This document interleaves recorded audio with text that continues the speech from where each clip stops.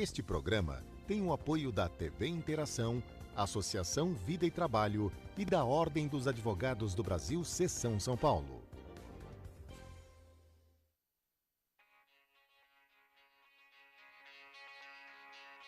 A limpeza urbana representa, em média, a terceira maior despesa dos municípios brasileiros, ficando atrás apenas da saúde e da educação. Mesmo assim, muitas cidades ainda não têm serviço de limpeza urbanos adequados. E quando os resíduos não são tratados de maneira correta, a contaminação do meio ambiente e da população é certa. Mas como saber se a sua cidade está tratando de maneira correta o lixo? Com o objetivo de avaliar o grau de adesão de uma cidade às metas da Política Nacional de Resíduos Sólidos, o CELUR e a PwC criaram o Índice de Sustentabilidade de Limpeza Urbana. Esse índice é a ferramenta que acompanha a evolução dos resultados, do planejamento financeiro e das metas das gestões municipais.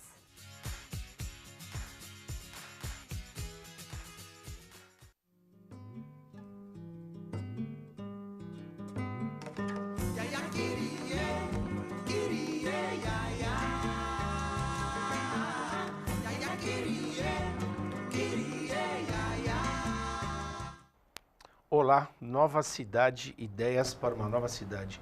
No programa de hoje a gente recebe Márcio Mateus, presidente do CELUR, Sindicato das Empresas de Limpeza Urbana, que atua a nível nacional, e o advogado Fabrício Soller, especialista em direito ambiental. A gente vai tratar de um tema que está perto da gente e a gente, para uma nova consciência, para uma nova cidade voltada para o cidadão e uma cidade ambientalmente correta, é bom a gente estar a par desses temas. O que a gente vai tratar hoje é sobre a revisão do marco do saneamento, que está no âmbito do Congresso Nacional. Márcio, eu gostaria de perguntar para você, o que é o marco do saneamento ambiental, o saneamento básico no Brasil? Olha, Renato, nós temos as legislações que regem, né, o saneamento no Brasil. E existem vários dispositivos legais, mas existem dois que são bem marcantes, né? Um é a própria Lei Nacional de Diretrizes de Saneamento, que vem de 2007, e uma outra que veio depois, 3 anos na sequência, em cumprimento, que é a Lei, que é a Política Nacional de Resíduos Sólidos. Então, esses são os dois grandes marcos legais praticamente da atividade de saneamento. O saneamento básico, composto por, né, abastecimento de água e esgoto sanitário, esgotamento sanitário. E depois você tem o chamado saneamento sólido, que é a parte de limpeza urbana e manejo de resíduos sólidos. E tem uma terceira componente, que é a drenagem pluvial urbana. Esses 3 serviços juntos, eles conformam um conceito um pouco maior, que é o conceito de saneamento ambiental, que engloba o saneamento básico. Então, hoje, você tem, na realidade, esse marco, ele visa o quê? Organizar esse sistema e criar uma agência reguladora para disciplinar em âmbito nacional, né, a consecução, as políticas, né, disciplinar isso, para que você tenha um ambiente regulatório que estimule investimentos, que atraia investimentos e dê estabilidade, segurança para esses investimentos. Tá? Então, ou seja, tanto investimentos públicos em saneamento quanto investimentos do setor privado. Esse é o grande fator dessa revisão que o governo federal está fazendo.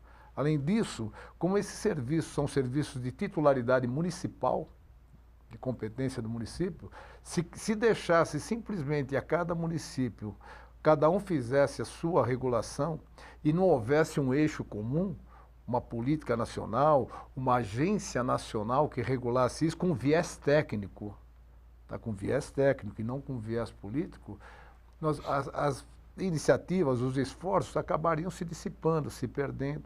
Então, isso realmente ela gera um vértice na direção da consecução, da universalização desses serviços. Agora, mas quer dizer que essa revisão do marco legal do saneamento, ele visa a criação dessa agência reguladora também? Isso. O que o governo está aproveitando a Agência Nacional de Águas e expandindo as competências dela como uma agência nacional de saneamento, Agência Reguladora Nacional do Saneamento, pegando esses 3 serviços que eu falei para você, que são abastecimento de água, esgotamento sanitário, né? E limpeza urbana e manejo de resíduos sólidos e a drenagem pluvial urbana. Então, essa ideia. Hoje, a Agência Nacional de Águas, que cuidava mais da parte, efetivamente, de aproveitamento, de regular o aproveitamento dos recursos naturais, que é a água, né, que é um bem natural, que é um bem comum, que é a água, né, mais voltada, efetivamente, a essa área de abastecimento de água, ela tem as competências ampliadas para fazer a regulação sistêmica desses 3 serviços. Agora, Márcio, existiu algum fato que induzisse essa vontade de fazer essa revisão agora, algum dado novo da realidade das cidades? Existe. O governo federal, ele avaliou o sistema e percebeu que o sistema, infelizmente, né, por exemplo, principalmente na parte de água, esgoto e tal, a tão almejada universalização não se concretizou. Apesar dos modelos adotados, né, as empresas, as companhias de saneamento, você não conseguiu ainda o nível de universalização dos serviços para levar água. Você até leva água, tal, mas a parte de esgotamento sanitário, que é o que realmente contamina muito, sem o tratamento do esgoto, você começa a mandar esse esgoto in natura, tá? Ou não tem sistemas de coleta adequados, sistemas de tratamento adequado. Então, há um déficit muito grande no país em relação a essa questão. E o modelo atual, só hoje muito concentrado no poder público, não está dando conta da tarefa sozinho. Então, há um diagnóstico no governo federal que o aumento da participação do setor privado, com investimentos para essa atividade, é capaz de impulsionar e realmente o quê? Compensar, né, essas lacunas do sistema e levar efetivamente o saneamento para o maior número de pessoas, para a coletividade brasileira, uma oferta maior desse serviço para a coletividade, que é o que está faltando no sistema atual. E para isso ele precisa dessa regulação.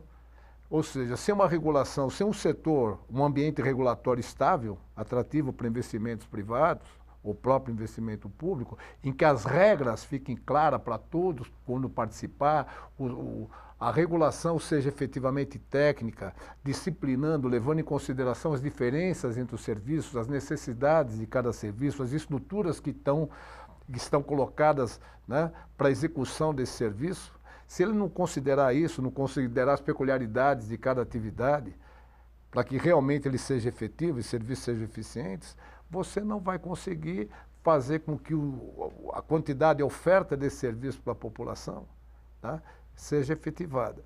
Então, essa é a proposta do governo, aumentar os níveis de investimento e levar a universalização efetivamente, tá, desse serviço para a população, levar o saneamento em níveis compatíveis com o momento do país. O país é a 8ª economia do mundo, tá? E está lá se não me falha a memória, os dados, tal, mas é a 100ª, 29ª posição no mundo em termos de saneamento básico entre os países do mundo. A 8ª economia, com esse indicador, né? Isso é um diagnóstico que é hoje do próprio governo federal em relação a isso. Então, mostra que nós estamos o quê?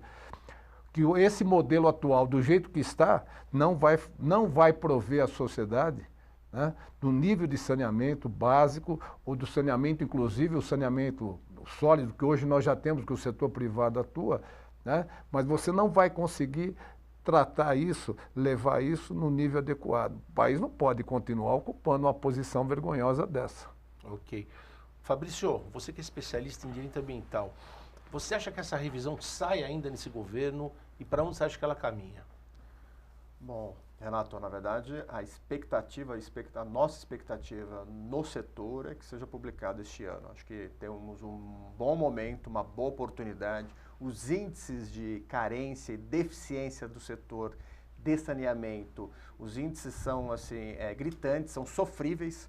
Ou seja, nós temos uma carência de tratamento de esgoto absurda, abastecimento de água, tratamento de resíduos, então nem se fala. Então, assim, nós temos ainda temos muito a percorrer no Brasil E o marco regulatório, como foi muito bem ponderado pelo Márcio, presidente do Celur, assim, ele é fundamental neste momento no Brasil. Acho que é o que vai atrair o investimento privado para dar aí uma consistência nos investimentos que são necessários para que tenhamos novas linhas, novas tubulações, novas estruturas para captação do esgoto, tratamento do esgoto, abastecimento de água, instalação de aterros sanitários, execução de serviços de limpeza urbana. Então, acredito que o momento é muito oportuno e esperamos que este governo deixe essa marca positiva para o saneamento do Brasil.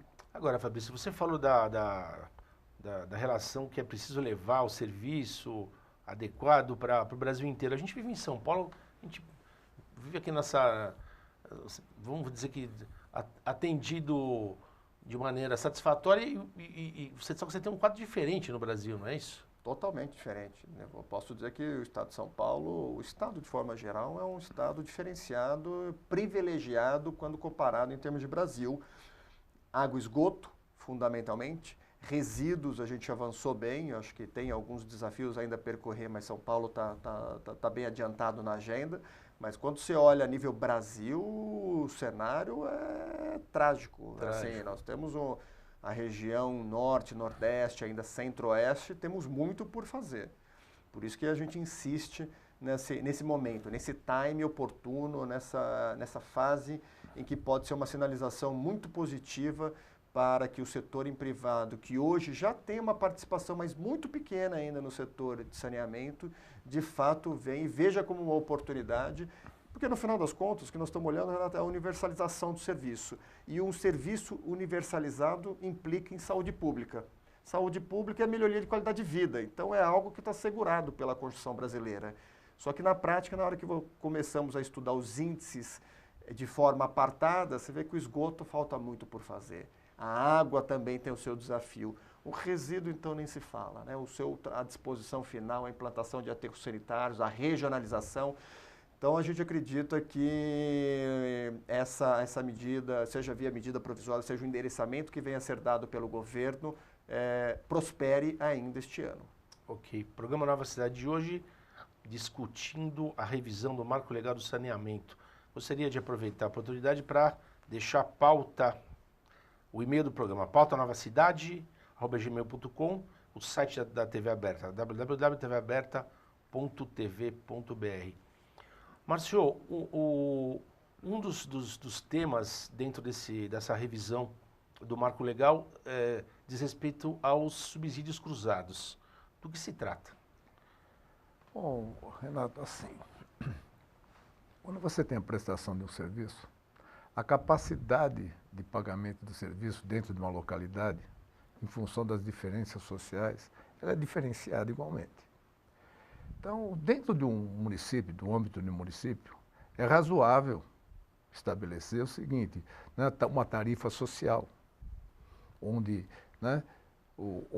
alguns paguem mais, para que aquele serviço possa ser universalizado, possa chegar até todos, né? Principalmente para aquele que não pode pagar e que não tem o serviço, até que o nível de urbanização, o nível de universalização atenda aquela região do ponto de vista urbano, como a gente pode falar, do desenvolvimento urbano, seja satisfatório e o subsídio passe a ser desnecessário.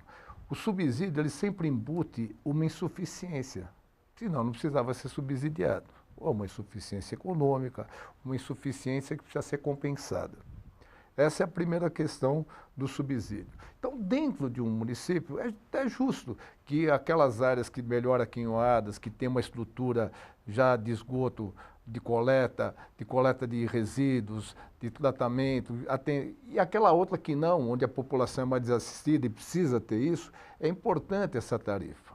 Até aí é razoável, nós que moramos no nosso município, a gente entende, né? Você não pode viver bem, né, com as outras pessoas vivendo mal ao seu lado, né? Essa é uma obrigação de todos nós socialmente. A questão, o problema é quando isso se extrapola para outras cidades.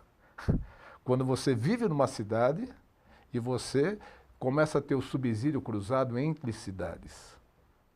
E isso, quem pratica, não é o município, só pode ser um órgão, uma companhia de saneamento estadual que ela presta serviço para mais de um município. Então ela tem um chamado subsídio regional, dizer assim. E isso leva, do ponto de vista social, aquilo que ela se prestava a financiar começa a ser um problema, ela leva a algumas distorções. Né? Primeiro, imagina você, Renato, você está morando numa determinada cidade, na sua conta está vindo um adicional para você custear a prestação de serviço na outra cidade ou equilibrar essa tarifa na outra cidade. Então você está pagando para alguém, você nem sabe o que está pagando, você não sabe quanto você está pagando e para quem você está pagando. Isso está vindo ali para você. Márcio, mas acho que a coisa chega assim, num nível de, vamos dizer assim, de dificuldade para a pessoa entender ainda maior, porque na conta não vem escrito assim, subsídio cruzado. Assim, na conta vem a sua taxa.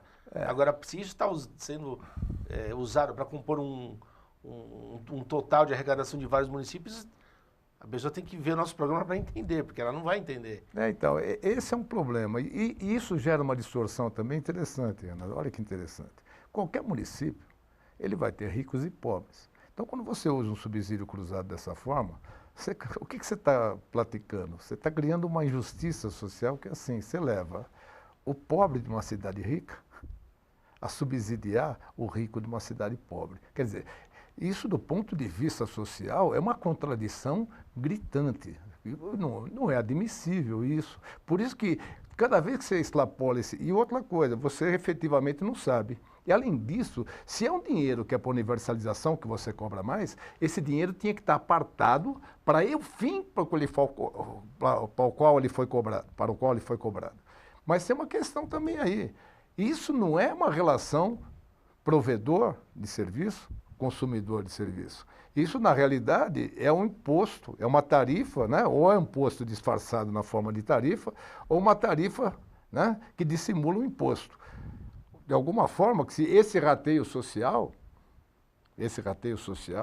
ele deveria ser feito por meio de impostos. Se for aí um imposto estadual, uma vez que ele quer fazer essa equalização entre diversos municípios.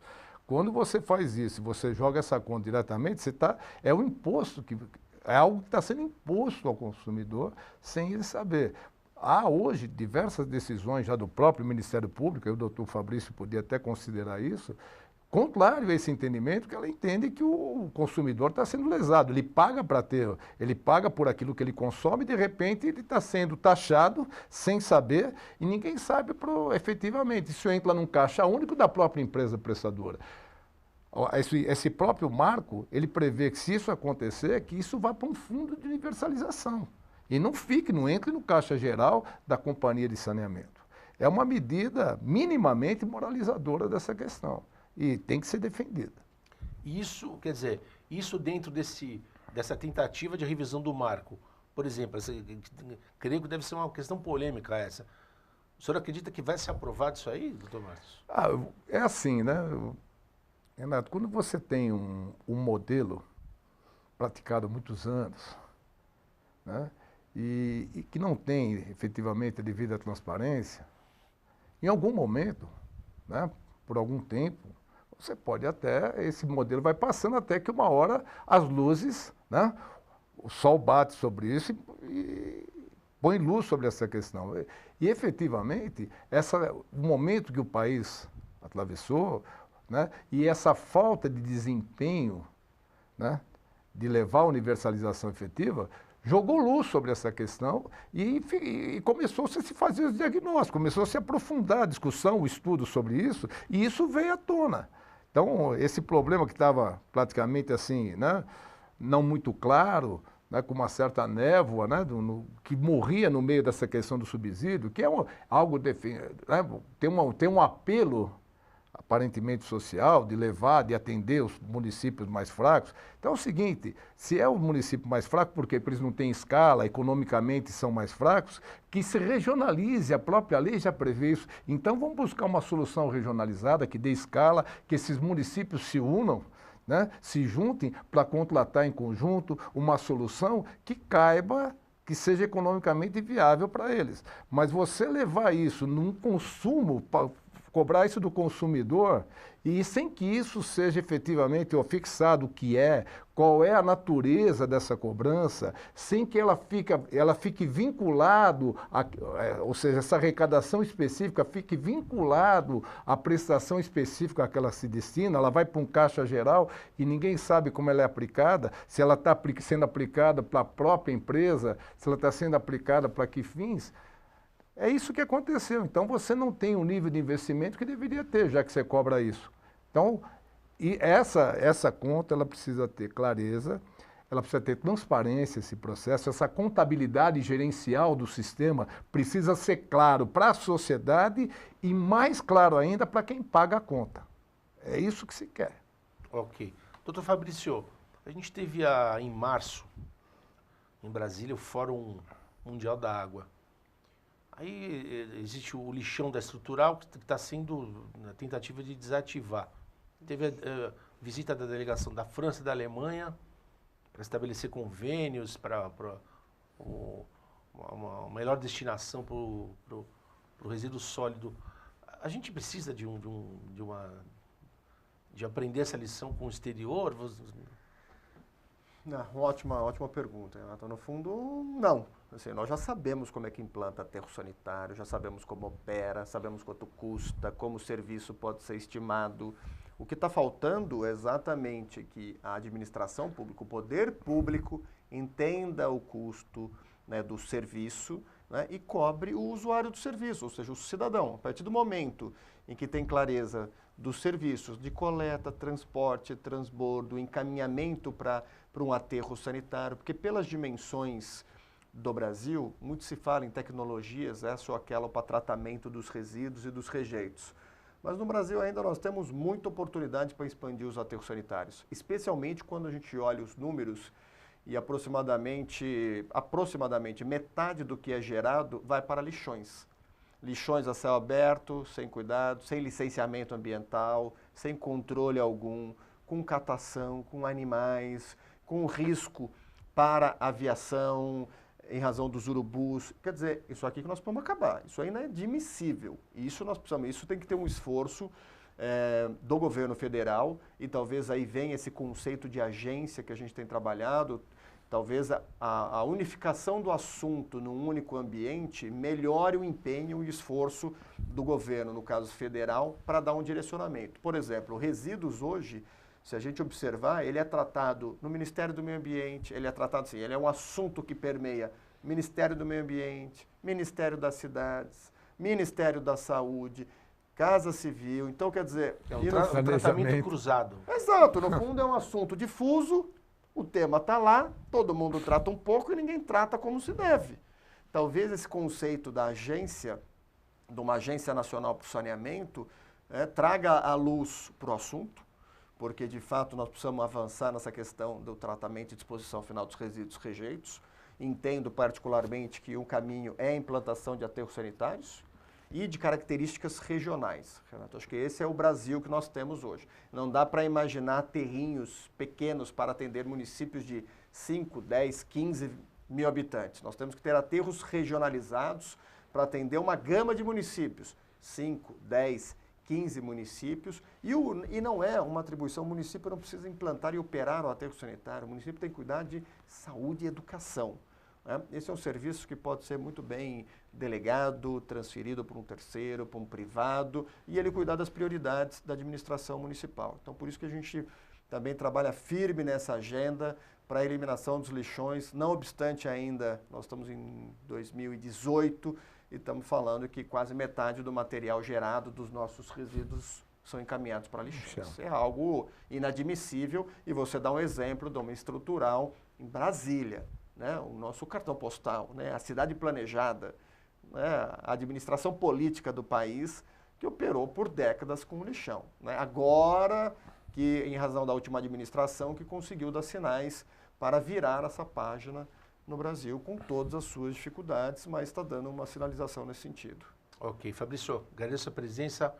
Márcio, como última pergunta,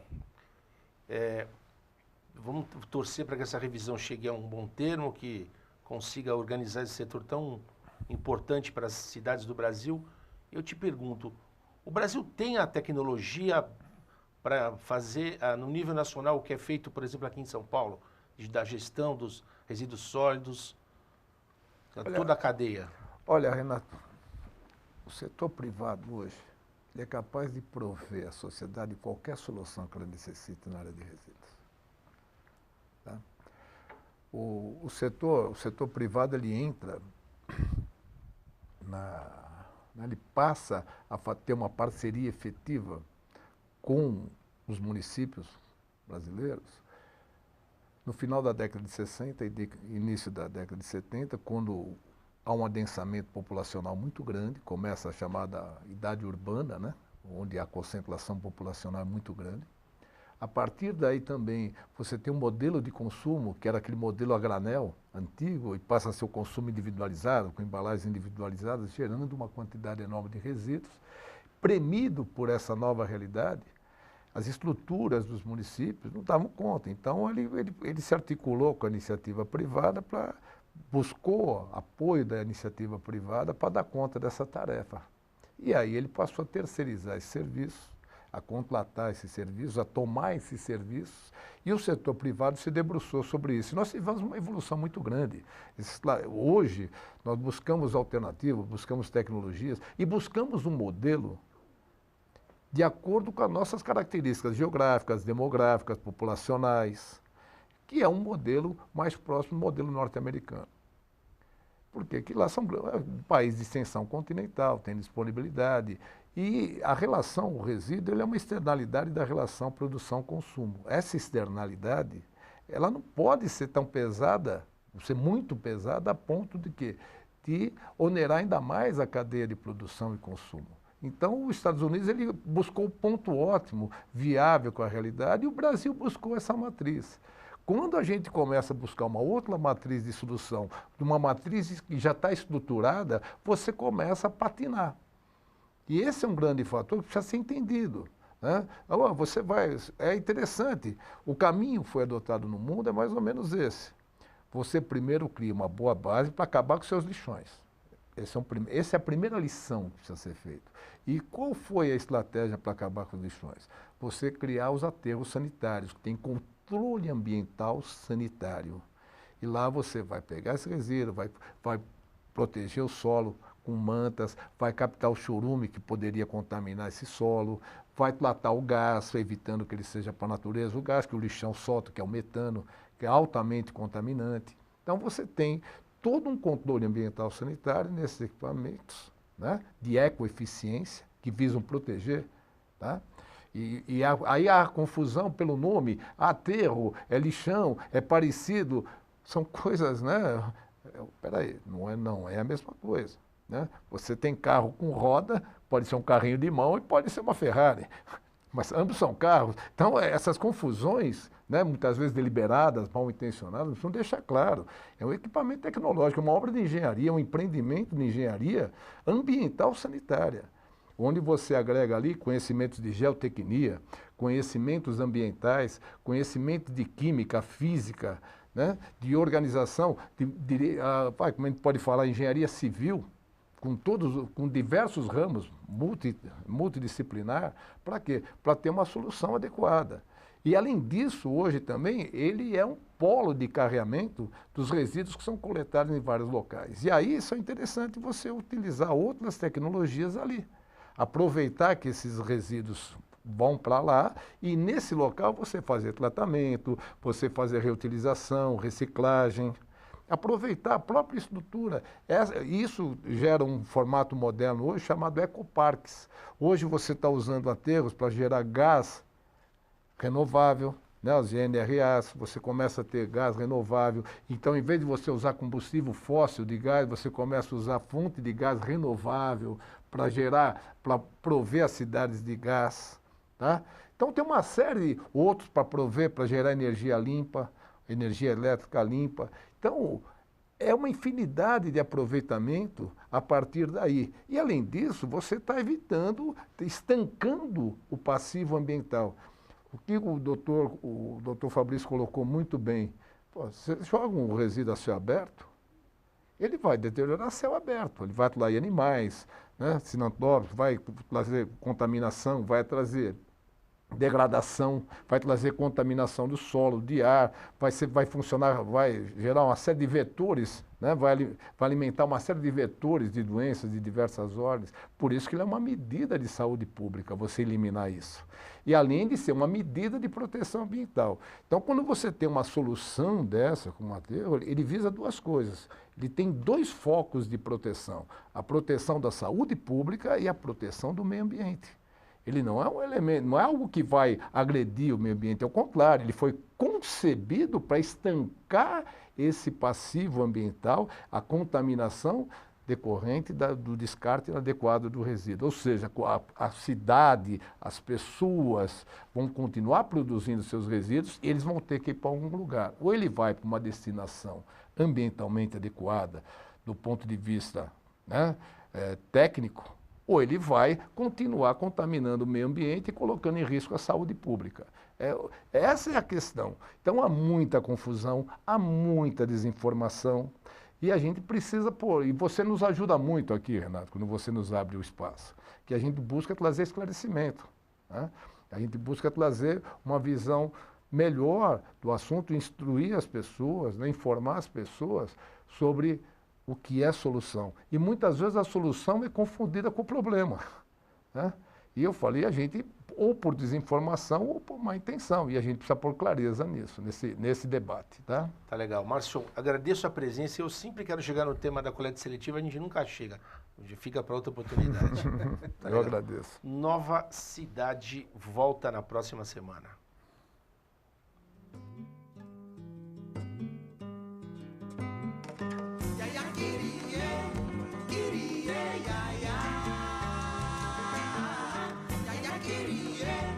Queria